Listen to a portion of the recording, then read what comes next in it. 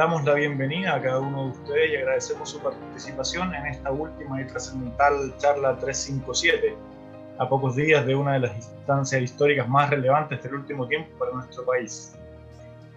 Esta charla, denominada el plebiscito desde una mirada republicana, está enmarcada en el contexto de crisis social e institucional que ya todos conocemos.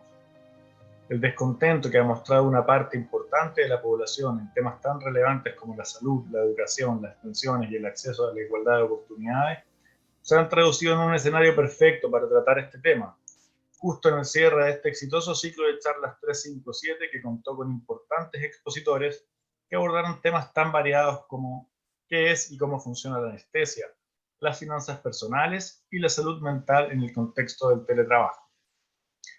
Abogado laboralista, don Rodrigo Norambuena Ortega se dedica a la tramitación de juicios laborales, asesora sindicatos y también cuenta con diplomados en reforma procesal penal y en derecho del trabajo y litigación oral. Se ha desempeñado como asesor jurídico externo en el Colegio de Profesores de Chile, AG, abogado de la Corporación de Asistencia Judicial del Consultorio de Cerro Navia, abogado asesor en Tribunal de Cobranza Laboral y Previsional de Santiago, y actualmente ejerce libremente la profesión y posee una mirada acabada y amplia respecto a la actual Constitución y a lo que significa, en términos históricos, políticos y legales, este plebiscito desde una mirada republicana. La Corporación Cultural Educador Pedro Aguirre Cerda agradece a los charlistas que pusieron sus conocimientos a disposición de todas y todos en este ciclo de charlas 357, así como a los asistentes que participaron con su interés, comentarios, preguntas, difusión y apoyo, que han resultado trascendentales para ya empezar a planificar un nuevo ciclo que esperamos sea tanto o más exitoso que el presente. Dejo la palabra y la pantalla a Rodrigo.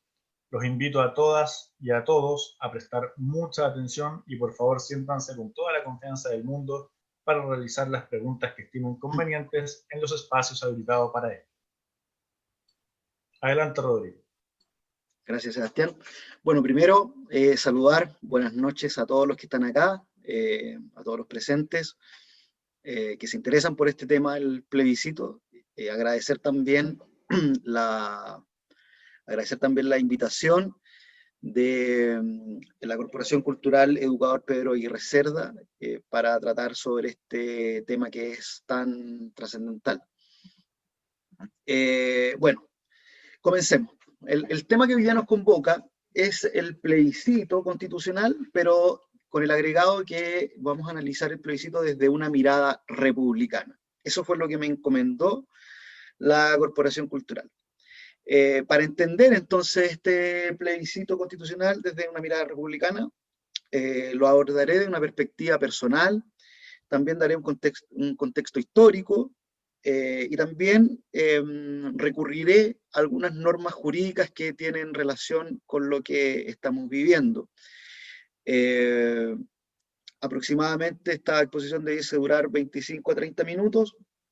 También repasaremos algunos conceptos como qué es la soberanía, qué es lo que es un proceso constituyente, qué es la democracia, participación, poder, entre otras cosas.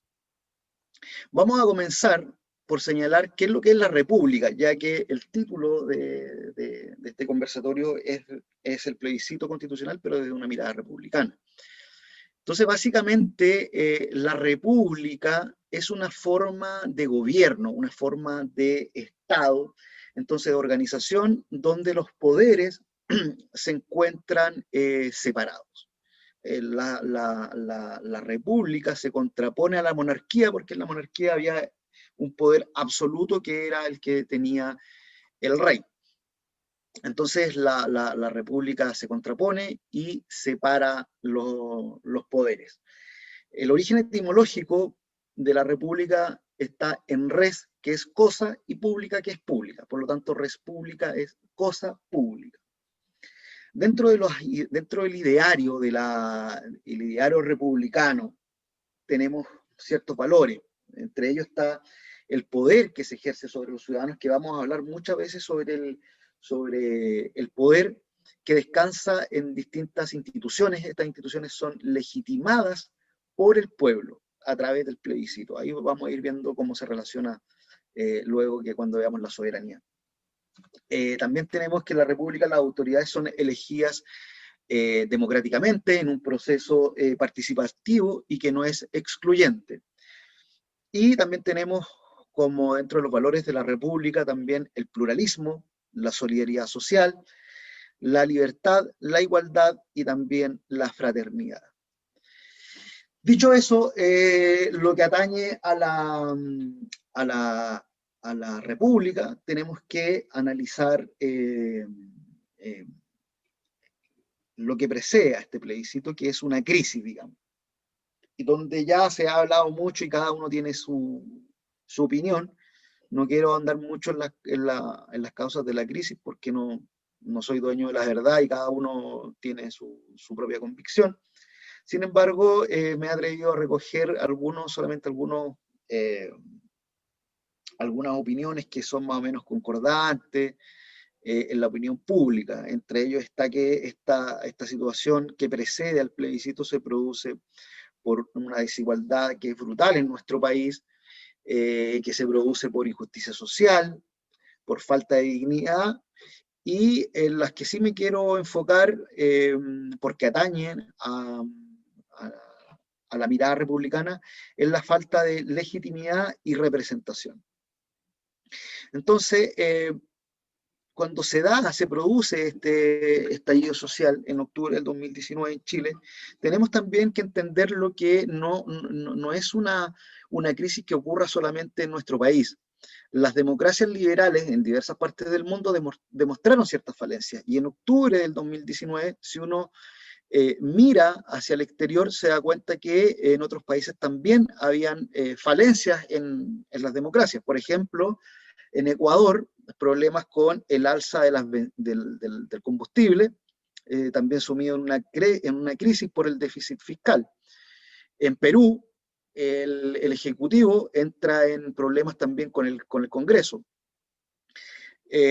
Más lejos, por ejemplo, tenemos los casos de India y Bangladesh, donde también se provocaron protestas por el alza de las cebollas que aumentaron su precio en más de un 300%. En el Líbano también, en octubre, todo esto estoy hablando de crisis que se provocaron en octubre, que desataron protestas de la gente. En el Líbano, protestas por un impuesto a la aplicación de WhatsApp. Entonces, la gente comienza a manifestar su descontento. Entonces, en Chile se provoca también esta ola de protestas por el alza del precio del pasaje.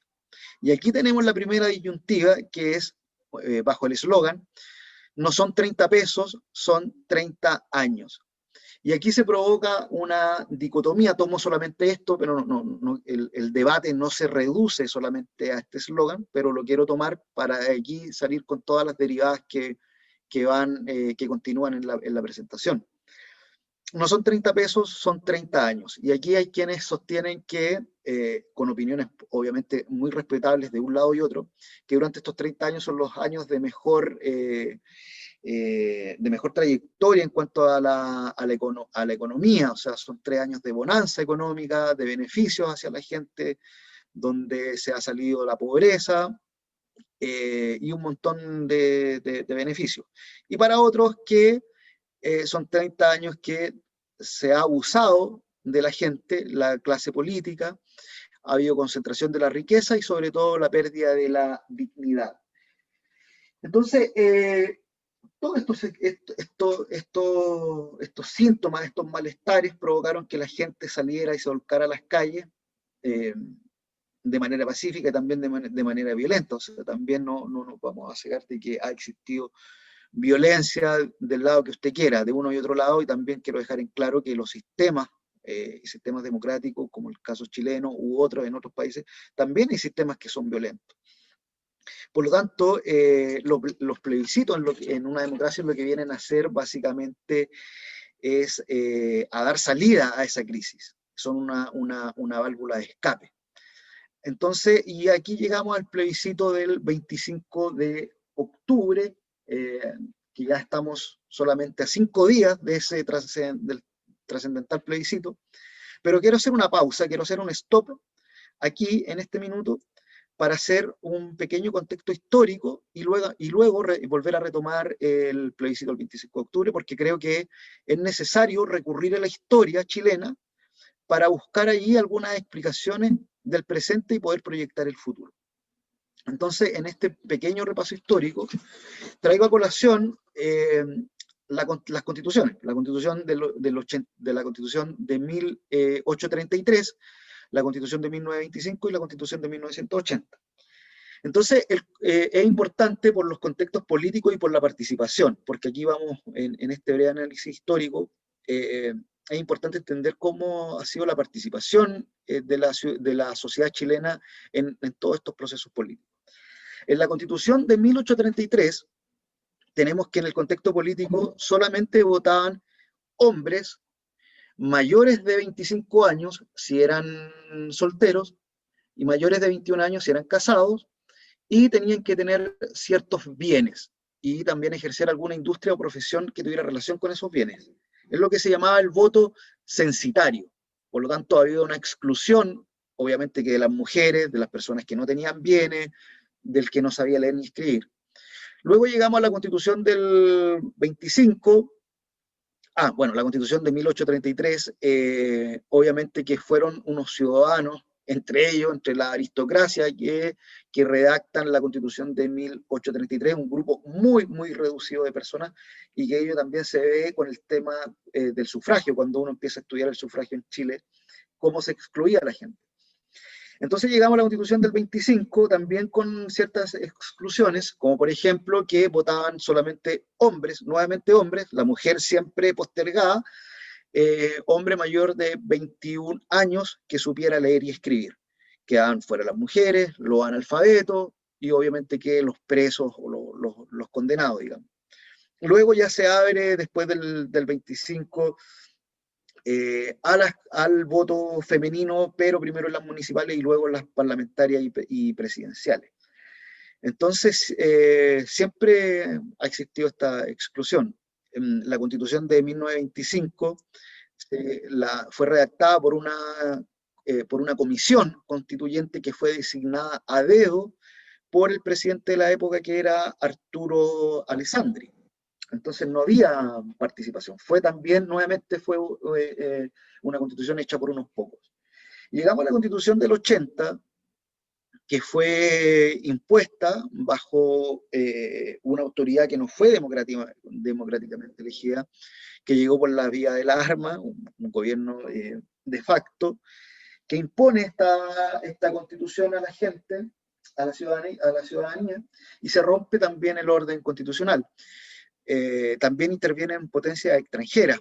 Entonces, a lo que voy nuevamente es que hay nuevamente una exclusión donde se impone, la ciudadanía nuevamente está postergada y no puede, en definitiva, opinar ni decidir sobre el destino del país.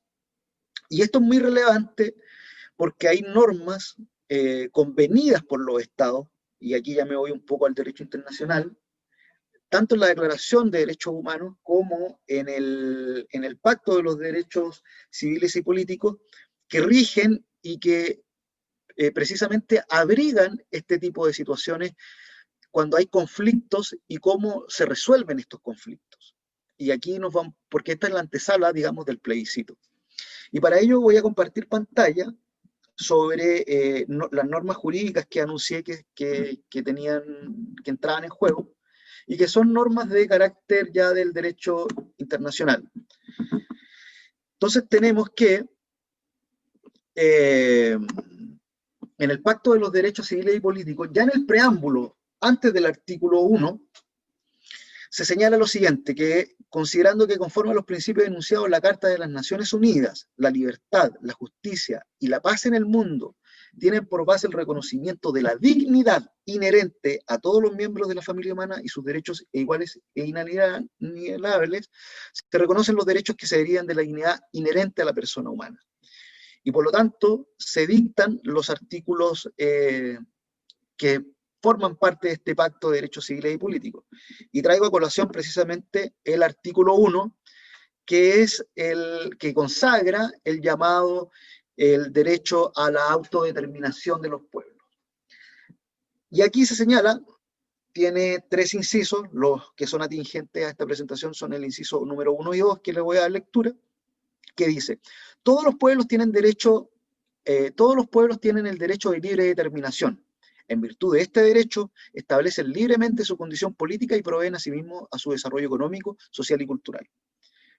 Para el logro de sus fines, todos los pueblos pueden disponer libremente de sus riquezas y recursos naturales sin perjuicio de las obligaciones que derivan de la cooperación económica internacional basada en el principio del beneficio recíproco, así como el derecho internacional. En ningún caso podrá privarse un pueblo de sus propios medios de subsistencia.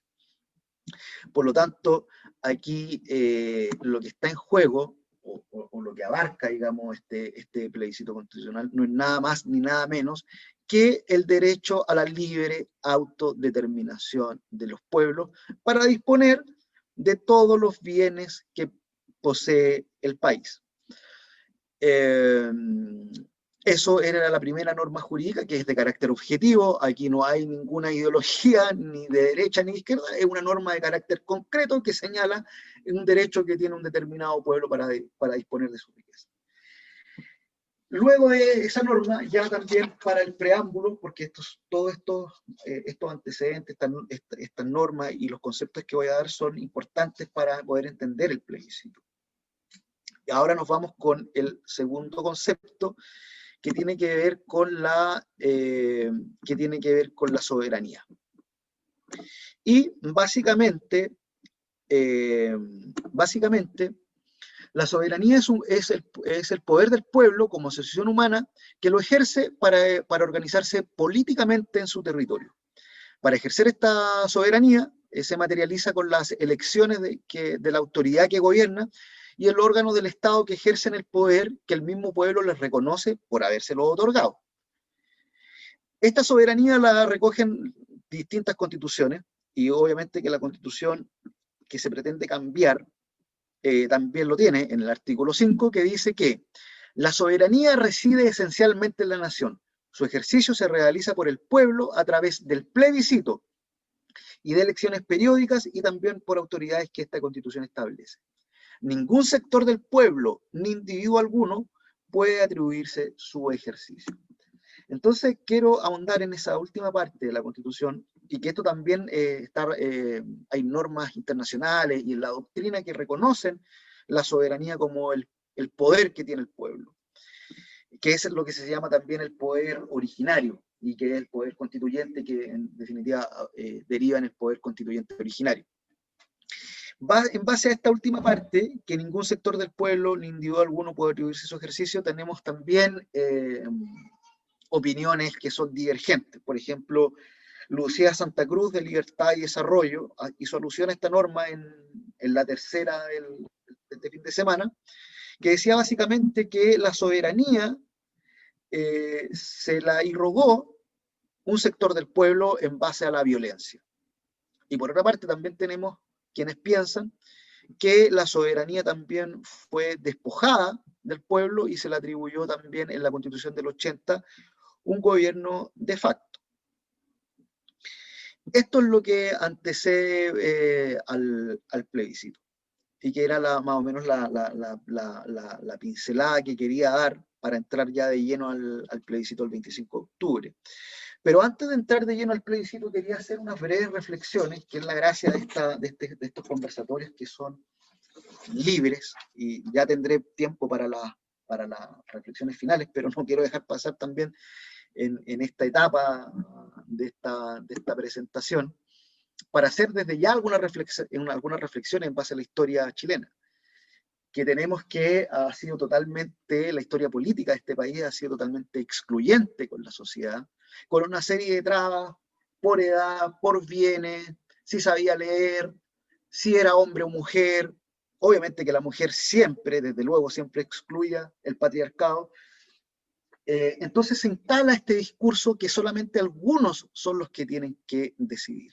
Y aquí es donde también nos podemos dar cuenta, y esto es una opinión obviamente muy personal, se acepta cualquier opinión contraria, pero una opinión muy personal, en base a la historia, que para mí en definitiva demuestra todo este tipo de exclusión, y se instala lo importante es que aquí, para mí, se instala un discurso de elitista, en donde tenemos que solamente algunos son los que pueden participar y otros no, y otros son postergados. Se instala el discurso de que algunos son los que saben. No, ellos son los que saben, el resto no sabe. Y cuando hablamos de política, no es lo mismo que, por ejemplo, cuando hablamos de técnicas como en la medicina, porque, por ejemplo, si hay que hacer una intervención quirúrgica, obviamente que el único que lo puede hacer es un médico. Pero no es así cuando hablamos de política, porque en política, si bien es cierto, tienen que haber abogados constitucionalistas y abogados especialistas, pero en la política, que lo que hace la política básicamente es fijar reglas que solucionan los conflictos de la sociedad en un colectivo, perfectamente puede convivir, y no es contradictorio tener a un pescador de la pesca artesanal, tener a miembros de los pueblos originarios, tener abogados, empresarios y miembros de distinta diversidad sexual, heterosexuales, homosexuales, lo que se quiera, porque las sociedades son diversas y pluralistas. Y la democracia descansa sobre, entre tantos valores, descansa sobre un principio también de la tolerancia y participación. Entonces, ha existido históricamente una aversión a la participación ciudadana. También se instala el discurso del no estoy ni ahí con la política. Entonces también tenemos que preguntarnos, y hago un llamado a la reflexión, ¿a quién sirve, a quién es funcional decir eso? Yo no estoy ni ahí con la política, por lo tanto no participo. Si yo no participo, van a quedar los mismos de siempre. Entonces, y obviamente que esta versión, hay sectores que son precisamente interesados en que la gente no participe. Le tienen miedo y les interesa que la gente no participe para que ellos puedan siempre controlar el poder. Y aquí también lo llamo a otra reflexión.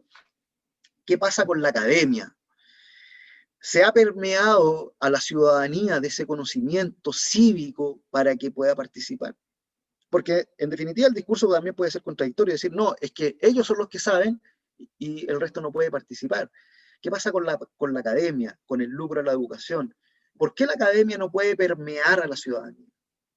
Este centro cultural, Educador Pedro Aguirre Cerda, puede también permear a la ciudadanía. ¿Hemos permeado cívicamente a la ciudadanía?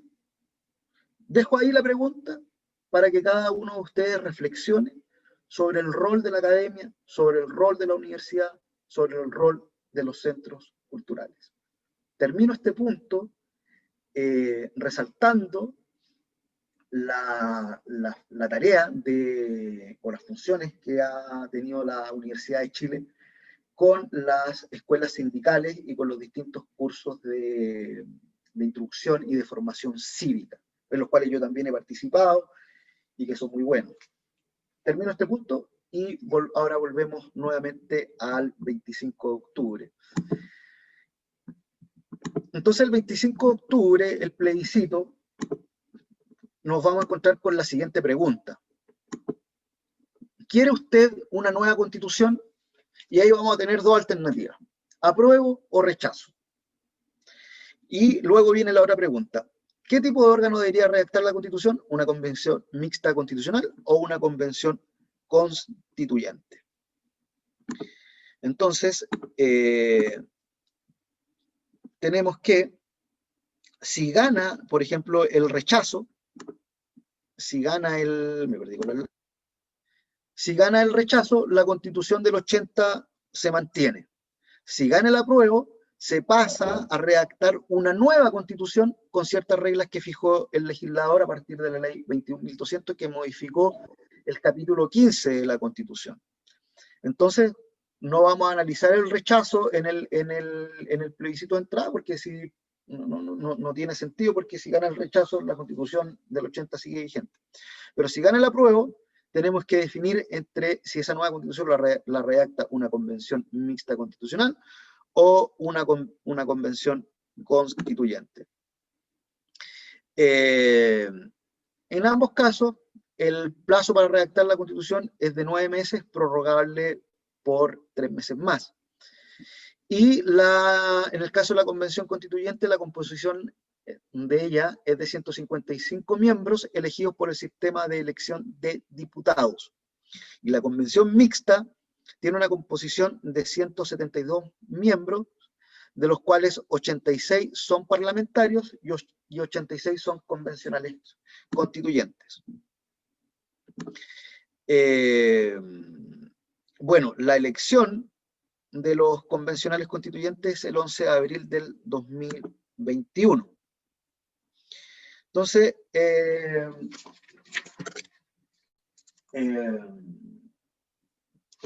vamos a dar paso entonces a la convención, ya sea mixta o la convención mixta o la convención constituyente. Se señalan está regulada en ciertas normas sus funciones, y dentro de ellas está el artículo 135, que señala que la convención no podrá intervenir ni ejercer ninguna otra función u atribución de los órganos de autoridad establecida en esta Constitución o en las leyes. Mientras no entre en vigencia la nueva Constitución en la forma establecida en este epígrafe, esta Constitución, que es la Constitución del 80, seguirá plenamente vigente sin que pueda la Convención negarle autoridad o modificarla. Probablemente, si gana el apruebo y si gana la Convención Constituyente, vamos a tener quizás algún tipo también de conflicto entre el legislativo y esta Convención Constituyente, porque en definitiva van a estar operando los dos a la par, pero acá se señala claramente que no puede intervenir en la función, digamos, legislativa, solamente tiene que abocarse a redactar una nueva Constitución. Ahora, ¿cómo será el plebiscito para aprobar o rechazar la nueva Constitución? Y ahí está donde aparece la pregunta, y estará el espacio para marcar si aprueba o se rechaza. Y el plebiscito se hará 60 días después de la publicación. Por lo tanto, era lo que yo ya había hecho alusión, de que esto fue completamente aplazado y ya estamos a puertas, digamos, del plebiscito. Entonces, tenemos eso, y básicamente el funcionamiento de la Convención Constituyente tendrá que redactar dentro de esos meses redactar la nueva Constitución. Y aquí también quiero hacer hincapié con algunas limitaciones que pueden existir, que se tienen que abocar los constituyentes, y que los voy a poner a continuación. Estoy compartiendo en este minuto la ley. Entonces, se me perdió el artículo, porque esto tiene ciertas limitaciones que es para dejar tranquilos a algunas personas que tienen ciertas dudas, por ejemplo, con la propiedad privada, para poder también darle respuesta. La nueva Constitución que se someta al plebiscito deberá respetar el carácter de república del Estado de Chile, su régimen democrático, las sentencias judiciales firmes y ejecutoriadas, y los tratados internacionales ratificados por Chile y que se encuentran vigentes. Entonces, el poder originario, el poder constituyente, tiene estas limitaciones. Algunos autores han señalado que esto no es una asamblea constituyente propiamente tal, porque las asambleas constituyentes como tales no tienen ninguna limitación. Y acá tenemos estas limitaciones, digamos. Por lo tanto, y aquí ya entrando de lleno al tema de la propiedad privada, tenemos estas restricciones. Entonces, acá dice que tienen que respetar los tratados internacionales ratificados por Chile y que se encuentren vigentes, y entre esos tenemos la Declaración de Derechos Humanos, el Pacto de los Derechos Humanos, y aquí está en el artículo 17 del pacto, que toda persona tiene el derecho a la propiedad individual y colectivamente, y nadie puede ser privado arbitrariamente de su propiedad. Por lo tanto, pueden estar muchos tranquilos de que no se puede ver afecta la propiedad privada toda vez que estamos hablando de un derecho que es un derecho humano. Ya para ir finalizando, ¿qué pasa si se aprueba la nueva Constitución? Debe convocar al Congreso Pleno para ver en un acto solemne, en un acto público solemne, se promulgue y se jure y se prometa respetar y acatar la nueva Constitución. Y ese texto constitucional será publicado en el Diario Oficial. ¿Y qué pasa si aquí ya estamos en el plebiscito de salida, gana el rechazo? Continuará vigente la Constitución de 1980.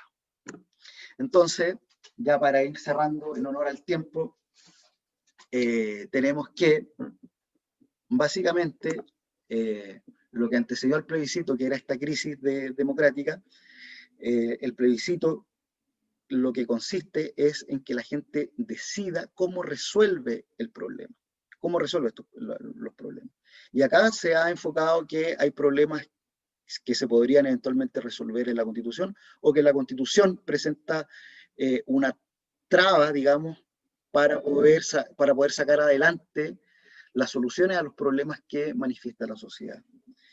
Por lo tanto, conforme a todo lo que ya se había señalado, esto no es nada nuevo, que una falencia en la democracia se resuelva con más democracia.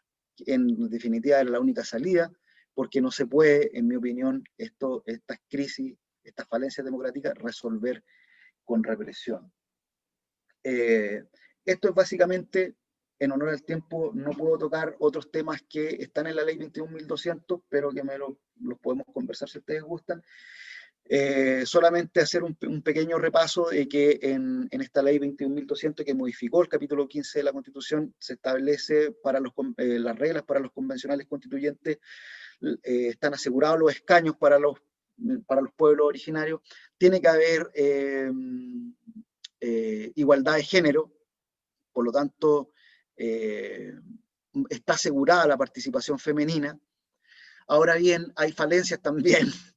No, como estamos en Chile, no puede ser todo perfecto, y también hay falencias también con el sistema de elección de los convencionales constituyentes, porque los independientes también van a ser, o son cooptados por los partidos para poder tener mayor instancia o una mejor proyección en cuanto a su elección. Y tenemos los independientes que no quieren ir bajo el alero de ningún partido político, y ellos sí van a estar muy complicados con sus elecciones. Aquí los partidos políticos igual tienen un grado de injerencia. La independencia no es absoluta, y eso también es una falencia, pero yo no veía al menos otra alternativa. Eso queda a juzgamiento de cada cual, pero ya poder discutir, para mí, una constitución que sea redactada por todos, o que todos podamos opinar, ya es un avance en cuanto a la democracia participativa, y también va a servir como terapia para poder, en definitiva, también terminar con la violencia y con todos los malestares, digamos, de la manera en que se ha manifestado, porque los malestares siempre pueden existir. Eso básicamente, así que concluyo mi presentación. Eso es.